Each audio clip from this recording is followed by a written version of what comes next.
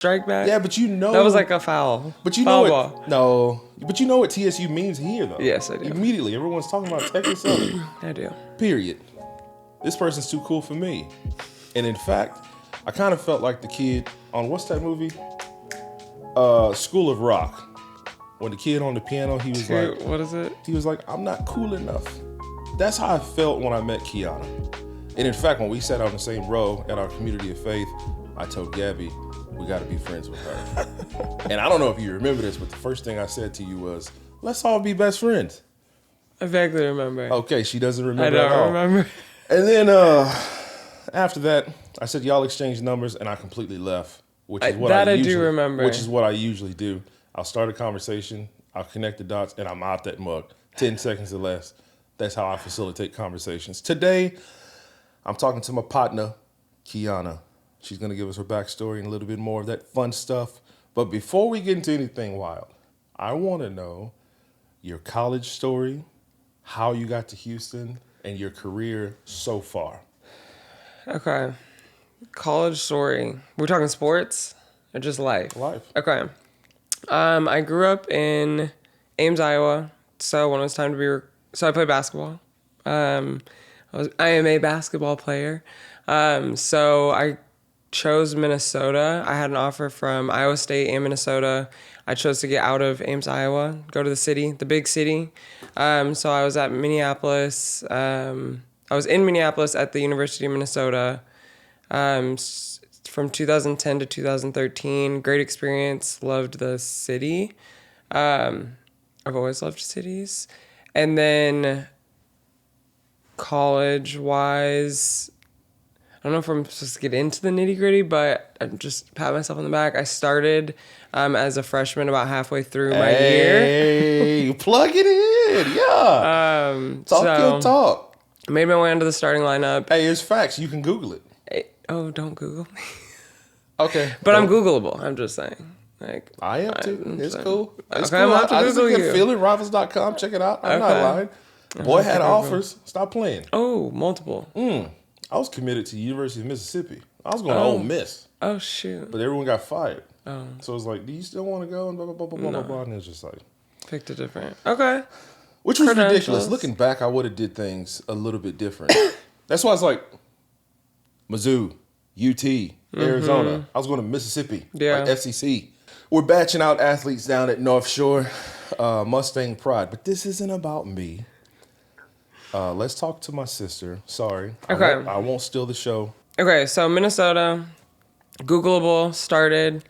I played, I kept the starting position for 2.5 years. 2.5 years. My senior year, or the summer before my senior year, had a disagreement with the coach, made the decision to transfer. This is pre-transfer portal now. So this was like, you really had to have like, maybe, I'm going to say some immaturity or some balls to transfer, because there was no like, oh, you can transfer. You were losing eligibility. Yep. You were either going down in level. Yep. It was a time where you really had to like buy into the coach's philosophy, or you'd have to figure it out. And times have changed. They have changed. So much. A lot. Boys getting money now. Yes. That's a whole. You could go to 4 schools in 4 years. More. And then get 2 extra years for some. For sure. Like. Easily 2 extra. Easy. Yeah. And now JUCO doesn't even count. So if you went to JUCO for 2 years and then you go to 4 year, you can get all 4. Yep. Plus any injury / Yep, medical. We got the medical. We're still. So my brother was probably one of the last of the COVID red shirts. So he's gonna be graduating. He plays at Concordia, St. Paul in Minnesota. Oh, nice. He's gonna be graduating as a 23-year-old. Like played 6 years of basketball, all like legally, like whatever. So the game has changed. But I ended up transferring to a Division II my senior year, the summer before my senior year. So I played out my last season at Emporia State University in Emporia, Kansas. So vastly different experience. I went from Division I power conference, chartered flights, in and out, to taking buses across Kansas through the area, so I have a well-rounded experience when it comes to basketball. It was a great experience. We were actually a pretty good team. Had a lot of fun that last year. Different coaching style, things like that. So that was kind of cool. I was needed more, so the type of skills that were being encouraged were different, and so that kind of builds confidence. Like, I remember there was a time I'm like standing at the 3-point line, and I'm at the 3-point line. I made a swing pass, and then I get the ball back, and my coach is on the side. Jory Collins is on the side going, "Key, shoot the ball," and I'm like, okay. So I let a 3 rip. I make it. He looks at me like, "Oh, can you?" Which at power conference, you don't necessarily need your big man shooting a 3. So different experience, but degrees from Minnesota. I ended up transferring all my credits back, doing that process. So yeah, it was. Oh, for real? So you went to Minnesota, went and played your last year, transferred back to graduate? Transferred all my credits back. Oh, wow. So before I left, Or did you graduate before you left? No, so, I graduated in 3.5 years. So I graduated December of 20. It would have been 2013, and then I was officially done in May of 2014. But before I transferred, I'm a calculated risks person. So before I transferred, I checked the last few credits that I had to make to get my degree and made sure they had the equivalent at Emporia, and then went through the transfer process to get everything transferred back so I could get my degree. So I could get my degree from Minnesota. So it wasn't just about ball. You were thinking about academics and graduation time. Mm-hmm. Yep. Wow. What a responsible athlete. Hey. Ain't nobody thinking about that. I'm out of here. No. If we have a disagreement, we're not on the same page, and you started as a freshman? Halfway through freshman year. You 3 years in, buddy, I'm out of here. Yeah. I'm not thinking about the academics part. If you have the above 2.5, 2.8, whatever, yeah, I'm gold. I'm going. You actually thought about calculated risks. Yeah. That's ridiculous. Mm-hmm. Wow. We're not the same. Yeah. You can put your drink on there, by the way. Okay. If you don't feel like holding it. Okay. If you get awkward. Okay. How did you get to Houston? So my dad is from Galveston. He is a ball high? Yeah, Galveston ball. Yeah. Ball high grad. He grew up in Galveston. So all his family's down here. So we grew up going, like I guess how he got to Minnesota was he ended up getting a scholarship to like Mankato State or somewhere in North Minnesota. My parents met, and then we ended up staying in Minnesota, then moving to Iowa. So like when we were in school, we would do all our spring breaks and like holiday trips down here. So we'd come down for a week or whatever, and I just loved being in the city. Like, wow. I grew up in Iowa. There are a lot of white people in Iowa, and so there was just something. There's just something about sponsors. We love you.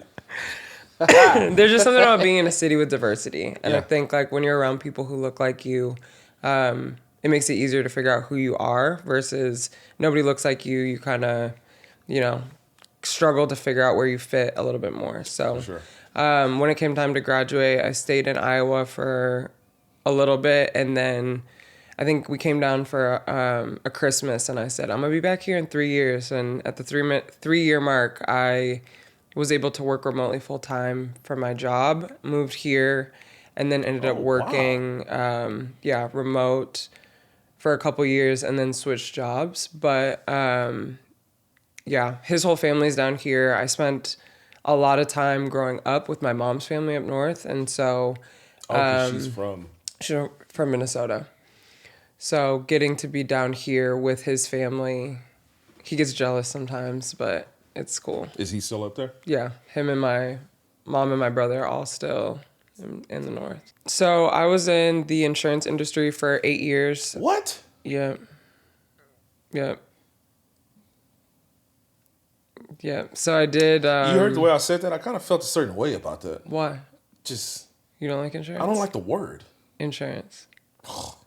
So, yeah, insurance. It was Principal Insurance Company. So that was like an entry level. Principal Insurance? I thought Principal's an investment. It is a global investment. Portfolio. Global investment insurance, and they have retirement. group. Yeah, it's comprehensive. But that's the same company? Principal Financial Group. I didn't know that. Yeah, they got commercials now. They didn't have commercials back in the day, but you see them on the. Yeah. So I was there. We definitely. Beefing? No. No. Oh, no. I had no problem. I didn't know Principal did insurance. Yeah, they do. I don't know if they do. They do group insurance, so they do employer insurance. So I was in the group insurance section. I think they do have individual. They just do non-medical.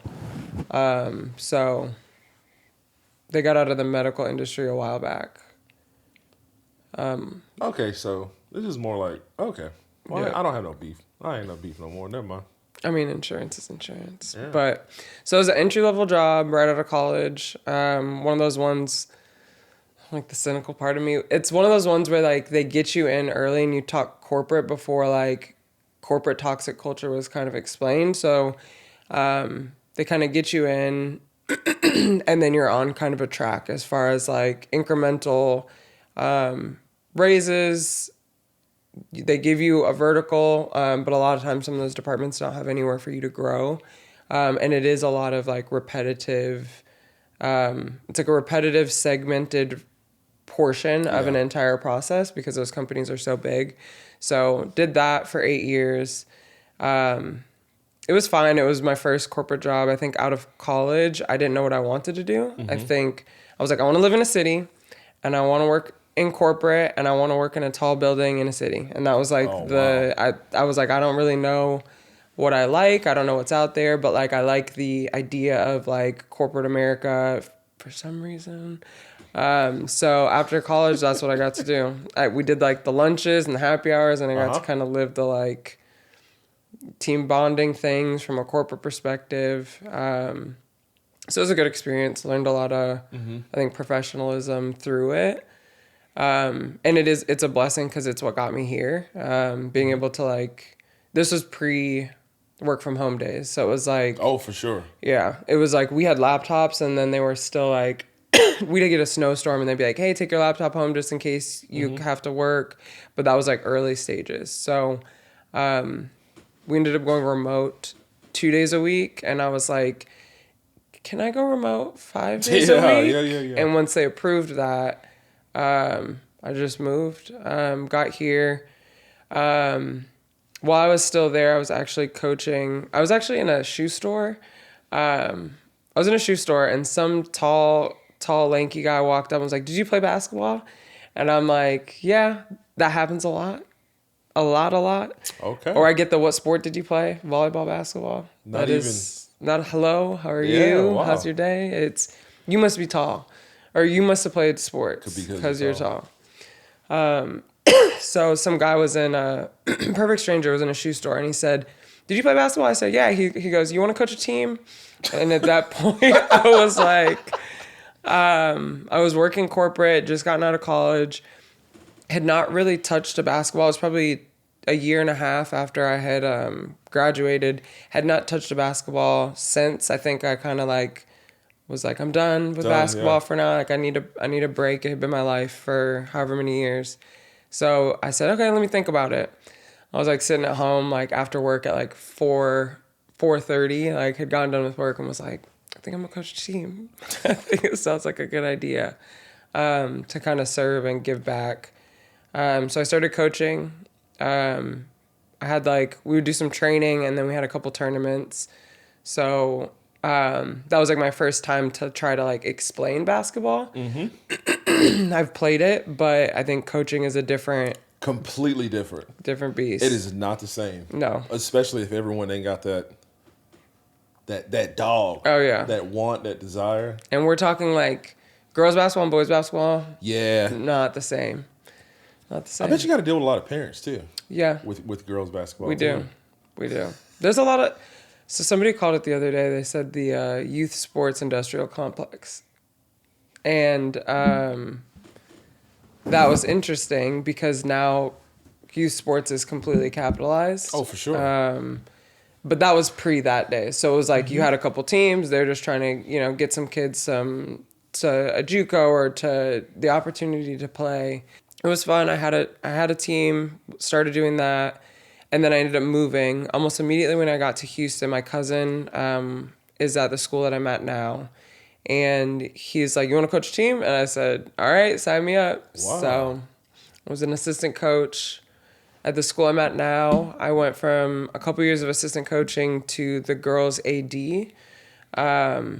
Somebody left and recommended me to just manage the all the girls sports. They like to have a girls and a guys AD for like equity, just so you have somebody paying attention to both sides of it. So I started doing that, and then my head coach for basketball ended up leaving, taking different opportunities. So then I became the girls basketball head coach. So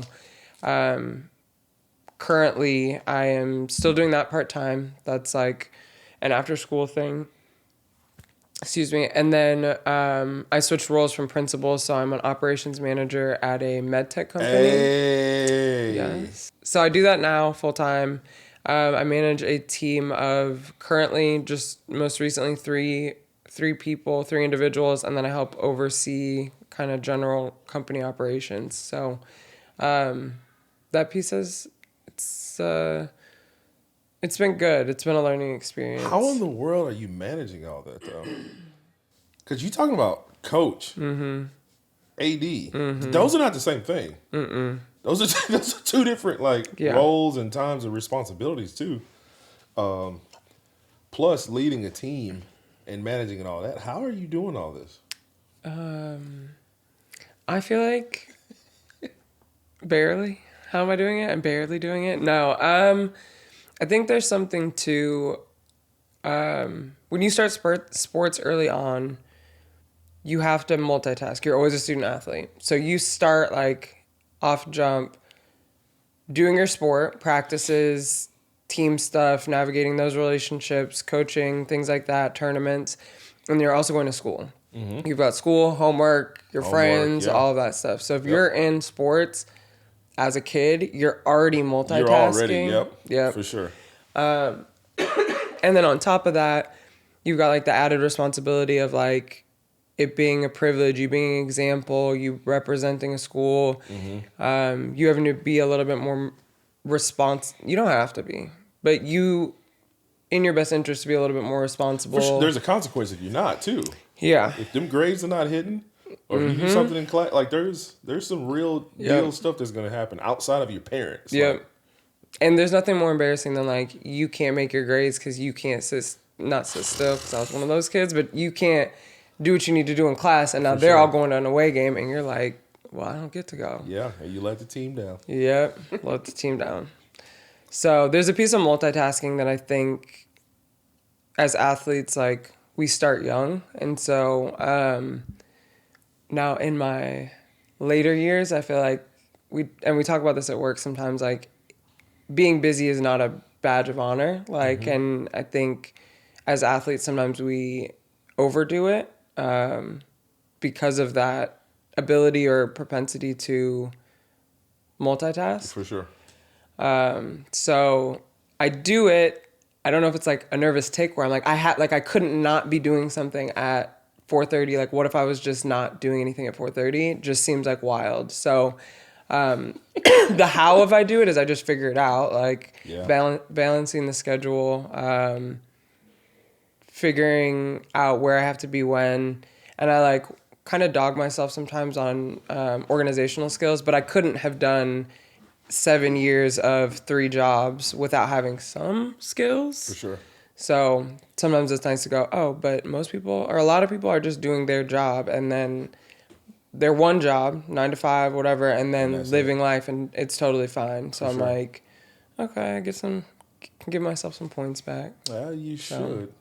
And the truth is, you can't be that busy in every season of your life too. It's gonna change. Yeah, for sure. So you want to maximize and get out of the season what you can, because it's definitely gonna change for sure. Could you describe a day in the life of Kionna? Just a Monday, Tuesday, Wednesday, it doesn't matter. Walk us through your work responsibility / day. Wake up, get ready, go to work. So first job would be my operations manager job. Like, logistics wise, like, I do So right now we're working on a couple of projects. So checking in on those. Checking in on my team. Right now we just hired 2 people. So it currently looks like onboarding. And the good thing and sometimes the frustrating thing about working in a smaller business is you don't necessarily have the bureaucratic systems in place and the processes. Yeah. So a lot of what we do is organizing as we learn.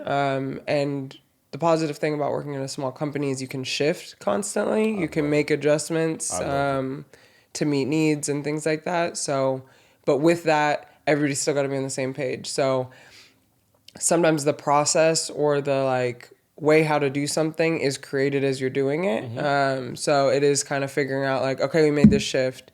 What all needs to be changed so that we can do this effectively? Okay, we're going to implement this slight change.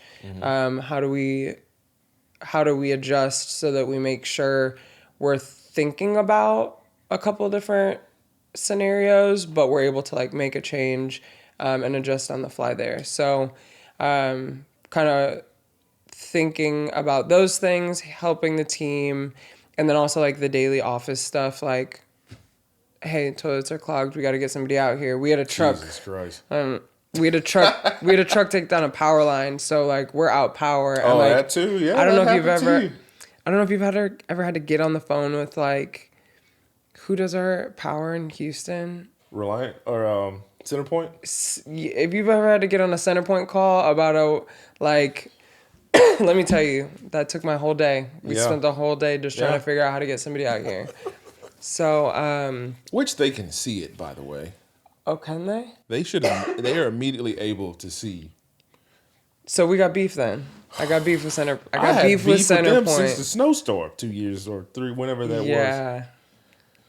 I got beef with them if they can see it. I got too much. Yeah, we can't be having beef like that if we're gonna grow this thing. But anyways, I got a little beef. So a lot of problem solving. Yep. Oh yeah, problem solving. Yep, that's what it is. Oh yeah, that's the term. That is the skill set. Yeah. Okay, I'll take that. Speaking of problem solving, we are very similar in personality and workplace strengths on the Work Genius. I thought that was interesting because I thought we were nothing alike. No disrespect. I thought we were like completely different. Really? We had identical. Yeah. What was it? Wonder, discernment. Yeah. Yeah.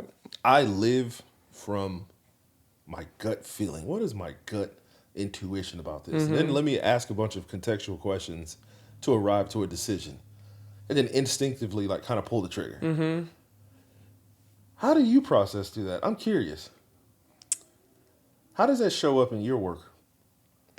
It's interesting that you say you go by your gut feeling and then ask questions. So when you think about like development, I'm like, okay, I could ask some more questions. Of context. I'm like, I could ask some more questions. A lot of it is intuitive. A lot of it is like, this doesn't seem, or this does seem, and then, okay, let's go. Yes. Yep.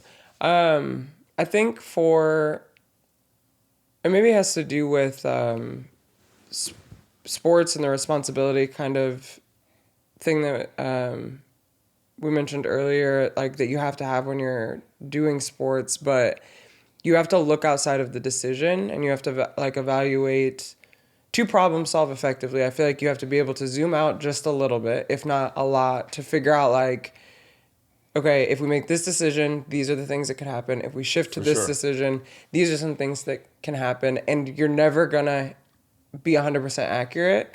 But if you can go like, okay, we got to pivot and like, can we make this decision? Can we live with these consequences if it doesn't work out? And then you can go ahead and go like... Man, you really do think things all the way, huh? You are calculated risk for sure. I am. I didn't think that though. I am a risk taker, but I think through the consequences. So if I make a risky decision, it's because it's one that I'm like, okay, I can survive those consequences. Let's do it. But what if the consequences are too high?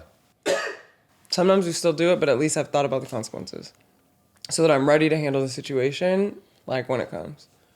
Well, you know, I just talked to a therapist on the same couch, and that episode is coming out. Go watch it. Okay. And we talked about control. And what I'm hearing a little bit right now, because I got some fresh ears. I got some fresh ears talking to a trauma therapist, is control. And actually, the last time I did this last year, I talked to another therapist about control. And the more I talk to like post athletes who are kind of like thriving in careers, this control thing comes in. And I don't want to call it like an issue, like it's all bad, because it is great that you take ownership, you feel responsibility. I'm accountable, even if I messed up or if I did. Whether it was good or bad, I want to be held accountable. I'm not running away from accountability, but there is this element of like, I want to control the outcome, the income, the middle, the beginning, the end, the risk, all of that. But then I'm ready to crash out too.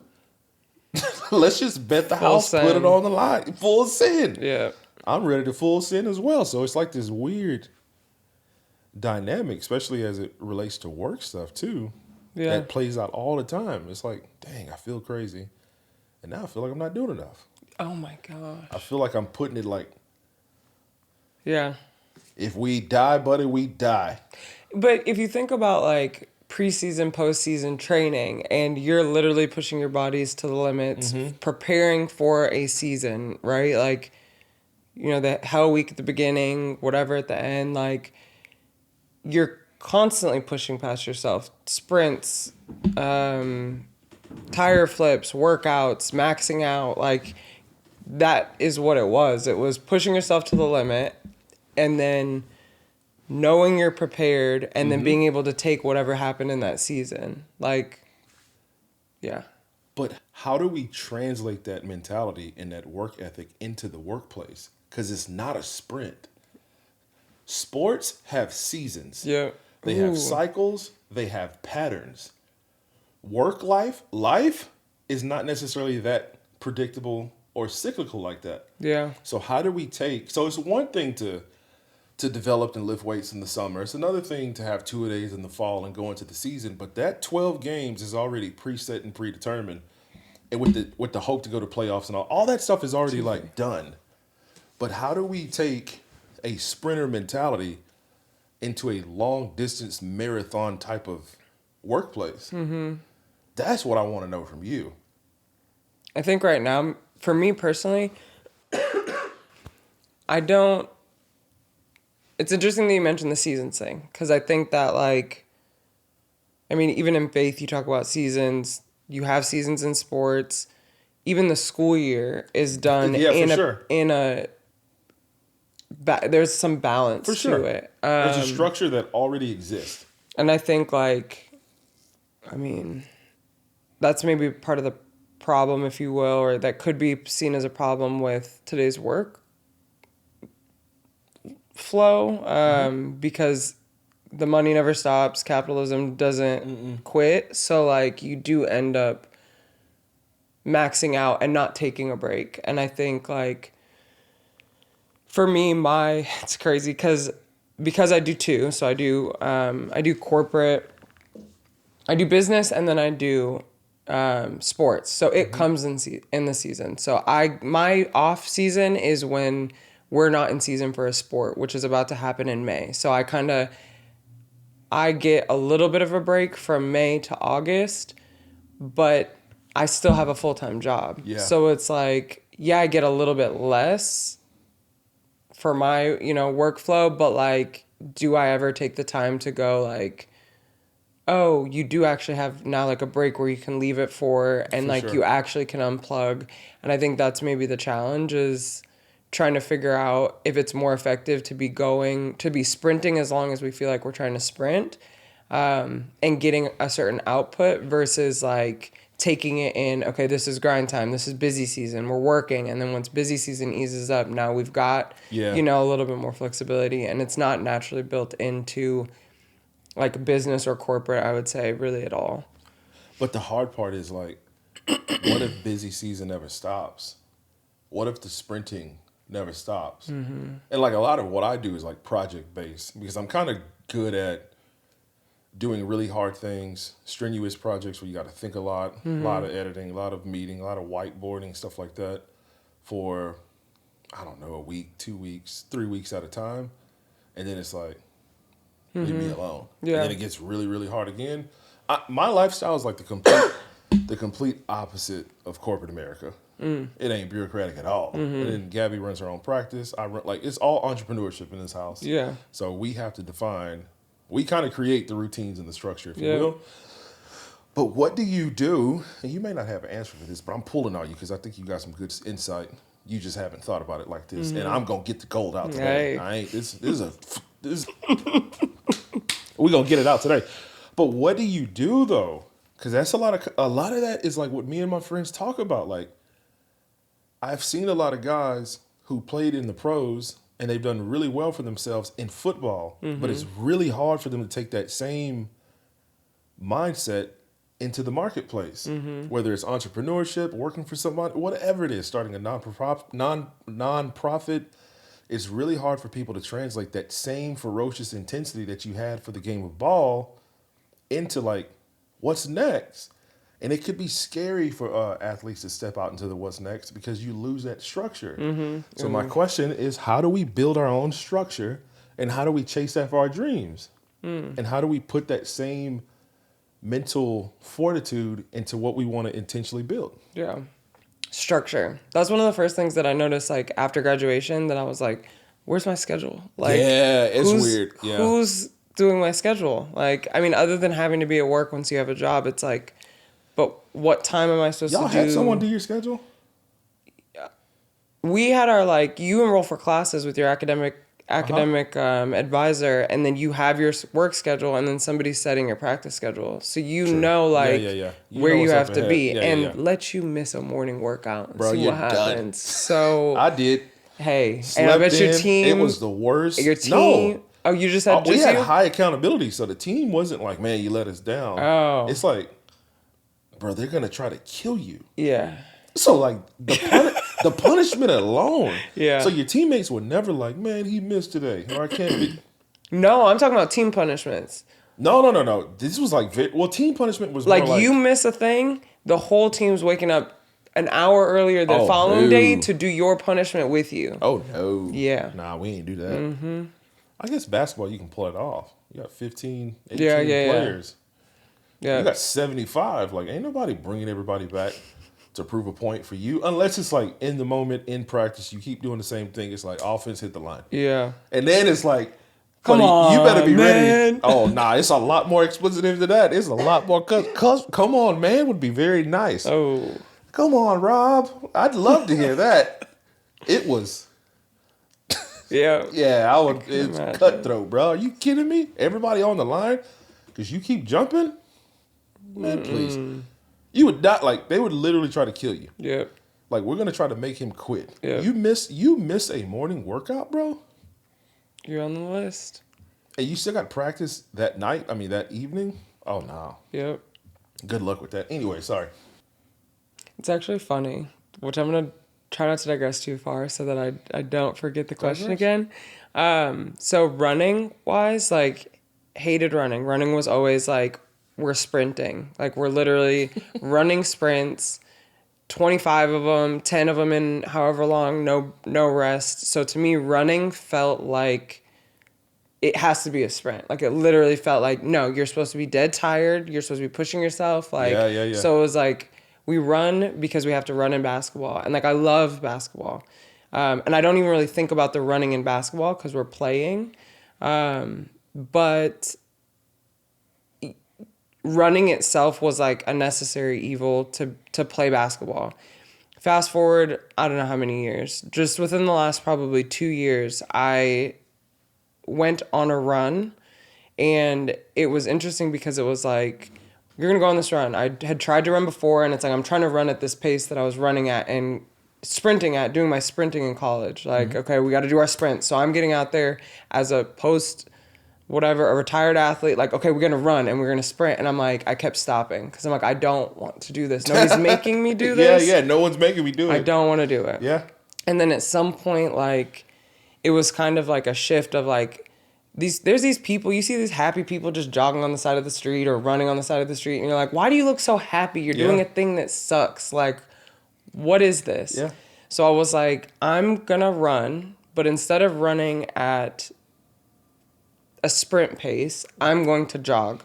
I'm going to look like one of those older people that maybe shouldn't be jogging, but I was like, I'm just going to jog. And I'm going to jog, and my goal is to not stop. My goal is not to like hit a certain number or whatever. My goal is just to keep going. Yeah. And so finishing that run, being like, okay, I got my worship music on in my headphones. I'm outside. It's a beautiful day.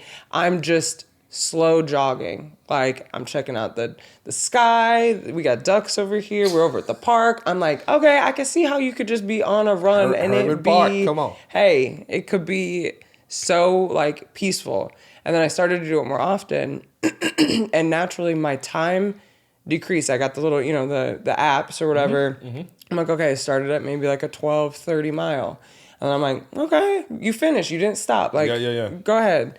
Went back again. I'm like, okay, we're at like 11 now. I can kind of feel the point where I'm pushing. And really it was like run for 15 minutes one direction, turn around and head back to the car for the rest of the other 15 minutes. So I was getting like a mile and a half. Then over time of just doing that, because I'm genuinely like, there's no expectation here. There's just do it. I'm like hitting a 11:30 mile, and then I'm hitting a 10:50 mile. Then instead of running a mile, I'm running 2 miles, and then I'm going for just a run and say, okay, let me see if I can get to 3. And then over time, I'm like, I like running. I like to be outside. I like to do the thing. And so to bring it back to your question, I think like we have to figure out our pace. And as athletes, you better preach. As athletes, your pace has always been set for you. So that when you're done being an athlete, you have to figure out what pace works for you. And when that happens, I think you can kind of start to actually notice the things that you like, the things you don't like.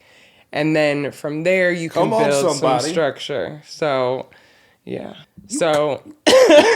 Right now. So I have more so found my pace than I had in the past. I still think like keeping in mind seasons is something that I don't do as well. But even in, I don't know if you ever heard this growing up where they were like, oh, athletes, like everybody wants to hire an athlete. And like you're doing these things, maybe if you plugged into networking, they're like, oh, for sure. Come on, athletes are invaluable. You're going to learn these skills and employers, you're going to be highly employable. Now, I don't know if you've ever gotten out of college and gone, I'm an athlete, and what's on your resume? Athlete. And they said, you never answered a phone. You don't know what a work email is. You don't know what an out of office is. Yep. Like, okay, you were an athlete. And I went to my first job interview talking about transferable skills. Like that was... They said I didn't need anything. So, like, what do you mean? I said athlete. And I was supposed to be able to get my... Yeah. They were supposed to go, athlete. Like, we got it. Like, it did not happen that way. Yeah. But the longer that I've been in the professional world, the more that I see what they're talking about. When you have somebody who... has had... or has gotten the opportunity to do sports, has done it successfully, has done the multitasking, has done the like buy-in from a team perspective, you're getting a lot of transferable skills automatically from them being an athlete. And I think like, yes, you still need some experience, but as athletes, we have to be more confident in those skills because those are not common skills. Absolutely. Being able to collaborate, work in a team, figure out what the leader wants, buy in, like you just, it's not automatic. Like everybody can be selfish and whatnot, but if you've had to be on a team, you've had to like bite your tongue, sacrifice, do something else. And those are skills that you already have. So when you're talking about like how to be successful in the next stage and in the professional world, like you have to figure out what your pace is and then have more confidence in the skills that you do and figure out what those strengths are. Absolutely. And leverage those. And you've had to learn. If you had to get into a system, if your coach changed systems, if you had to, you went from high school to college, which is a whole different system. You've already been able to adapt and change, learn a new system, be effective in that. You change plays, like some of those things that seem mundane or they were so regular because you were an athlete for your whole life. they are grown adults who cannot do some of these Facts. things in the world. And that's fine. Everybody's experience. You need well-rounded teams. But I think when we talk about like experience and like what you want to do, figuring out like what your professional like identity is, schools have prepared us, teams have prepared us like skill-wise, but they don't do the best job of figuring out how we build take the confidence into the workplace. Absolutely. And like it takes experience or it's taken wisdom to go, oh, that nope, I got that skill. And Suzanne down the hall, she does not have that skill. Suzanne. So Suzanne, she ain't got it. Nah, that's facts. Yeah. Especially being in like college versus high school, but players coming in, players going out. Yeah. People coming to take your spot. Yeah. People who ain't got a chance. Yeah. You getting hurt or needing time off, someone's got to fill in. You come back, they don't take it personally. Like all of that stuff translates to the workplace. Your ego's constantly being challenged and checked. I think buy-in's huge because nowadays with so many options, we don't do buy-in and stick with it well as a people. So there are a lot of things and skills that athletes have that your civilians don't necessarily. Civilians, like we're in the military. We used to call them muggles. We said we're the athletes, those are the muggles. Wow. Yeah. I've never heard that in my life. Harry Potter reference? I never watched Harry Potter. Oh, hey. Don't judge. What would you say if you were encouraging your senior year, just graduated, getting ready to head off into the big people's world? What would you tell her? What would you tell that Kionna? Getting ready to jump in. I think I would say like something along the lines of like maybe don't settle or like remember these skills that you have. Like I said, I was at a company for 8 years, and I think in that, unfortunately, to be dramatic, I guess, like I feel like I started a job and then I kind of was like rocked to sleep with this like corporate comfort of like, okay, here's your merit raises. Yeah. And like, yeah, you can just do, like I kind of fully like bought into the idea of like, no, this is the trajectory, and kind of had the blinders on. I think like, well, I have it good here. Like, why would I look to go anywhere else? Yeah. Or like, are my skills being used to their best capacity? Like I didn't even think about. So at some point with that job, I kind of tapped out. I was like unengaged, like wasn't meeting production because I'm like, it's the same thing for 8 years, like very much the same. And I kind of thought like, what's wrong with you? And I'm like, I'm bored and I'm unengaged. Like, and I also to some extent think that like professionally, this is what my like ceiling is like, it can't get better than this. And I went from competing high level competition, problem solving, whatever, to this like very consistent blueprint. Yeah. And I'm like, well, maybe I'm just not good at things, or I'm not like smart, or I don't have the skills to do these things. And then just a simple shift in industry where problem solving is valued, relationship building is required. Absolutely. There's opportunities for creativity. I'm not like, I like artsy things. I have hobbies. I do, like to do some of those things. So I'm like, I'm in a role now where that is available. There are those random projects, party planning, or I and really like my life, I can do, hey, we're planning an event for like a business event, and we've got something we need to do. We got to book hotels, get transport, do kind of the service side of things, make sure everybody's good, or we're redoing a portion of our office. Like, okay, how do we do this effectively? Do we need more equipment? How do we make these adjustments?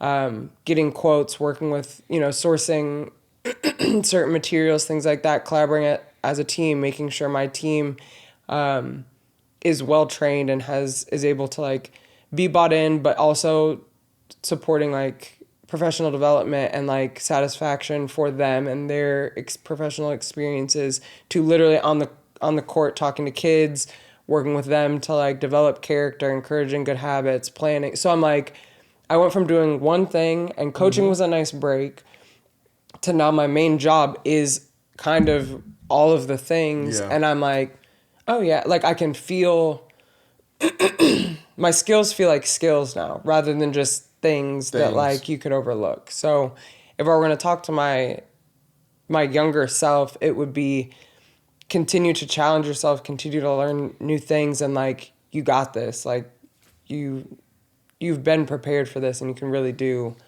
what you can do. Yeah. Dog, you cooking, dog. Okay, last question. Okay. Hey, are you mean? Are you a mean coach? Like when your players see this, they're gonna be like, "Oh my gosh, that's Coach Key." Hey, you know what they did to me? Tell me. This happened a couple of times. So I've been coaching for 7 years. My first group that I coached here in Texas, I think is like juniors or seniors in college, which nothing will age you like somebody else's kids. Like in college. I'm like, what? We're telling college stories and they're in college now. Yeah. That is crazy. I'm not, so do I look old enough to have kids that I coach that are in college? Don't answer that. Don't answer it. Am I mean? So, what they did to me, they pull up my like college interviews and start asking me like these, just like, hey, Coach K, and they just start asking me these weird questions like, how many nail polishes do you have? Or like, what's your favorite blah, blah, blah. And I'm like, y'all been on the internet. So they've like gone to go look at my media stuff from college and they're printing out pictures of me, whatever, like, wow. Hey, am I a mean coach? I think I know. Here it is. I'm not. What I've been waiting for. I am not. Oh, excuse me. No, I'm not mean. I'm not mean. I think like. I demand excellence. And not even. No, not excellent. I'm just. I've heard it before. And mean is not a word that I use, but I figured if I use it, it'll make you. Mm-hmm. I'm not mean. I have a tone about me, so I sound like this on the court, right? And then if we're on the court, I'm loud. So am I loud? Am I coaching? Yes. Am I mean? No. I think like from a coaching perspective, I'm not petty and I'm not going to harp on things. I try not to pull kids after mistakes. As a philosophy, as a coach, like one of my coaching things is I want to be the coach that I wish I had. And it was the coach that gave you space to like learn without just being like, because I said so. So if we're talking like adjustments, like technical adjustments, like, well, but why did you feel like time and place? Because if we're in the middle of the game, I don't want to hear your why. Okay. I don't want to hear your why. Say, that's incredible. It's do the thing. But as we're talking through, it's, work through it. Even as like I said, I try not to pull people right after they make a mistake because they know they made the mistake. We all know you made the mistake. I don't need to like instill that like mistake I don't need to instill that fear. Like I may need to take you out to have a conversation with you so we can talk about whatever you did that was really wrong or that you could have done better. But I'm going to do it after the play. So it's not just, okay, mistake and now consequence. Because I don't think that's fair to kids. Like let them work through it. And then it's not serious enough. I'm middle school, so it's not serious enough to like need to pull you out like immediately to do X, Y, or Z. I can talk to you about it in a minute and let you play through it. Now, you miss a layup, your head goes down, and you're not hustling back on defense. You're getting hollered at. Yeah. Not screaming. You're getting hollered at. It's okay. Because I don't care about the missed layup. You won't hear me say like you missed a layup. It's how are you gonna get back on defense?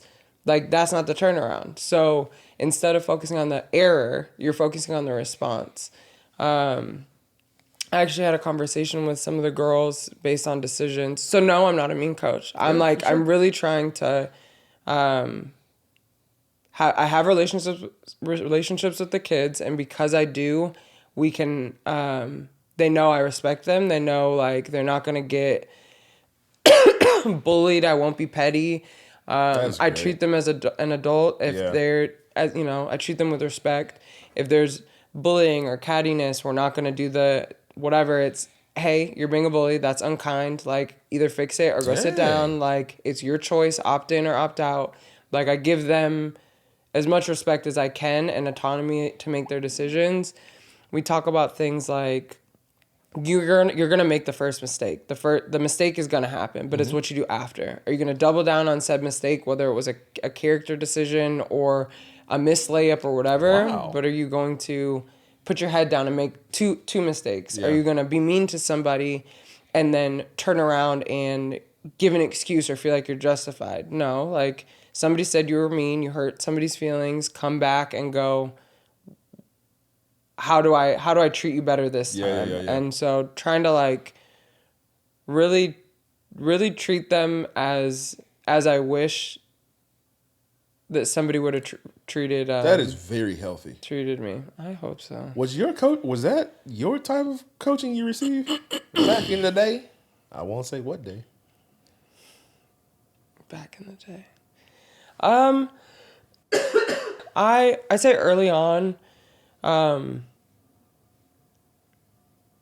I say overall, I've had some pretty good coaches. I think that, like, coaches tend to put their limitations on you. So, like, we don't need you to do that in this system or whatever. And I'm like, if you're going to put the work in to, I don't know, shoot threes, then that's what you want to be working towards. And, like, there's a time and a place and we can work towards it. But I'm not going to tell you, like, you can't do that. So I don't think that was necessarily always the case for me at times. But I would say overall I've had some people that were definitely pivotal in my development, whether it was because I wanted to do something different or whether or not it was that I was like, no, that I really appreciate that piece of it. Yeah. I've always had pretty good, like, social relationships with my coaches. I'm a relationship person. And so having the, like, developmental conversations, things like that, asking questions has always been pretty easy for me. So I definitely have had some really instrumental and impactful coaches and positive coaching experiences. Obviously, you can see what you would do different as you're in the moment. But basketball is so different. Basketball always scared me too. Why? Because everyone can see you. Football, you're in a helmet. Yeah. I mean, they can see you, but it doesn't feel the same. The court is like a tennis ball toss away from the fan. Like, or the whoever's, like, watching you. They're literally right here. There's no barriers from getting on the court. Like, I've always felt weird about basketball, which I wasn't good. I only played street ball. Everyone can see you clearly missed that layup. Yep. And you got to get out of your head in like 0.2 seconds. Yep. Football, at least, like, it's more, I don't know. You're trying to take a man's will. You're trying to take a man's will for 4 quarters is different. Yeah. But, and you're covered. I felt more protected. Basketball's wild. Anyways. Yeah. My last series of questions. Okay. This is phenomenal. Underrated or overrated? Okay. Ready? Yeah. Getting 8 hours of sleep each night. Underrated. Why?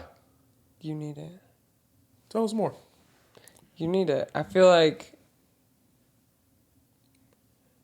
yeah, need it. Okay. Like, you got a long day, you need to be rested, and as you get older, that whole, like, I haven't been eating well, I haven't slept, now my health, now I'm more inclined to get sick type of a thing. Yeah. Like, that is a real thing. Like, this isn't back in the day where you could eat a Pop-Tart and whatever. Yeah. You're not well-fueled and well-prepared. You will feel it. Barely drink water. Eating candy. Get dehydrated. Get hydrated and see if it doesn't slow you down. And that PTO was precious, man. Bro, it was. Anyways, next one. Underrated or overrated? Performance reviews. If I had to go one, I would say underrated. Why? I feel like, okay, I think it's different, and I don't want to give kind of the split answer, but I'd say overall underrated because if you're at a company that is going to, like, that has the ability to, like, develop you professionally, it's underrated. Because I think a lot of people have devalued, like, what's the point? Feedback. Or, like, it's just, yes. And so I think, like, if you're at a place where you having a performance review actually means something, and, like, you're looking for development and your leaders are looking to develop you, I think we often, like, skip over it. Yeah. And, like, if you're vulnerable enough to talk through, like, your skill set and things that people want to, like, loop people in on your dreams and your goals and things like that, people will opt into that. And I think a performance review is a great place to do that. So yeah, I would say underrated in today's culture. Okay. Next one. Underrated or overrated? 2 weeks notice. Are you a team player? Underrated, overrated? Such an athlete. Such an athlete, bro. Wants to be developed. Tell me what I did wrong. Are you a team player? Such an athlete. I love it. I would say... You need to come on over. I would say underrated as well. I would say overrated. We're at a at-will state. So I think, like, when you're at a place where they don't need to give you notice or a performance plan or whatever to, like... Get rid of you? It's tough because it depends on then your individual, like, relationship with the company. But your answer was? Overrated. Okay. Bet. 2 more. Appetizers before the main entree. Overrated or underrated?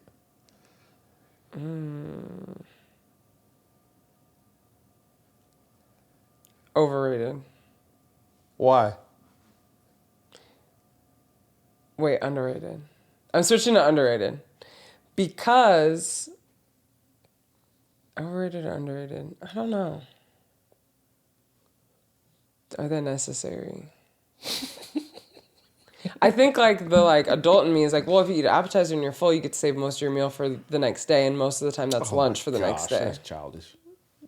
You're going to get full, and then you're like, you get to save your meat. You're not going to eat as much as your meal, and then you don't have to cook the next day. This is, like, it's automatic preparation. So I'm going to say underrated. Tell me you've never done that. You're like, this appetizer was so good. Do you see me? I'm here to eat. So what? If we're getting the apps. Oh, we're getting apps. We're getting the appetizers. Okay. And the main entree. This is not like let's get some appetizers so we don't have to eat as much of our main entree. Absolutely it's all not. going. Okay. We're here to throw down. Yeah. We're not saving this for the next. I think I always, like, regardless, I'm going to, like, leave a portion of my meal. So I'm like, it is more encouraging when I get to leave with, like, a little goodie box, you know? Have you ever forgot the goodie box? Oh, yeah. I have. It's sad. The worst feeling. It's the worst feeling. You're pulling up in your driveway, like... Bro, you got some fire leftovers, and Yeah. you mess around and forget them. You have to contemplate, like, is it worth it going back? Going back, yeah. Like, I'm not going back. There's no way I'm driving over there. Anyways, last one. Overrated, underrated. Health insurance premiums. Overrated. Why? Because they go up if you use them. Like, there's a whole... You're in the insurance I know. space. That's why I felt that way. not I great. knew I had my question Hey. coming. It's a business. It is. Very clearly a business. I know you're really passionate about sports. Mm-hmm. I know you really like what you do when it comes to coaching the girls. What are some of the 2025 initiatives or projects or plans that you're thinking about? So I've been a coach for, oh my gosh, almost 10 years. Oh, 10 years. I've been coaching for 10 years. Youth sports. And so I think, actually not I think, I know. So I started my LLC, Kellogg Development. I would really like to... Kellogg. Yes. What a great name. You think? Yeah. So we got Kellogg Development. I'm keeping this in. Screw it. We're going to keep this in the main video. This is fun. Okay, go ahead. What was your question? Projects that you're working on. Oh, projects. Okay. You're starting. Yes. So I have started Kellogg Development. That was the first step. I really want to get into training. Right now, as an AD, I do the admin side. And then for a small portion of the year, I do coaching. But I want to get back on the court. Individual training, small groups, camps, things like that. I like being on the court. I like doing the reps, the fundamentals. and really the stuff that me and my dad did in the gym growing up. And so my goal of 2025 is to get that going. I think like long term, I would love to be in the gym on a regular basis, just getting up shots, Saturday morning workouts, that type of thing. So working on actually saying yes to it, blocking out some of the space for it, to really just get back on the court. And who would be your ideal target audience that you really love helping and supporting and coaching? I would say anywhere from probably second grade to high school. I'd say there's like some fundamentals, some things like that you can start to work on with the younger kids. And I think like reps, having somebody to play against, work on some specific drills as like a high schooler is also beneficial, especially they say like somebody, I don't know who's they, but I've heard like somebody's always in the gym getting better. And so if you can get those hour, 2 hour, just you're getting your standard reps, your muscle memory, those things in, you can definitely take leaps in your development. If you're only showing up to practice and expecting to get better, that's not when it happens. So supporting other people's dreams and goals, whether it be to make the high school team, to make your club team, things like that. So yeah. That's a wrap. Yeah. Mrs. Kellogg, ladies and gentlemen. Ms. Kellogg, ladies and gentlemen.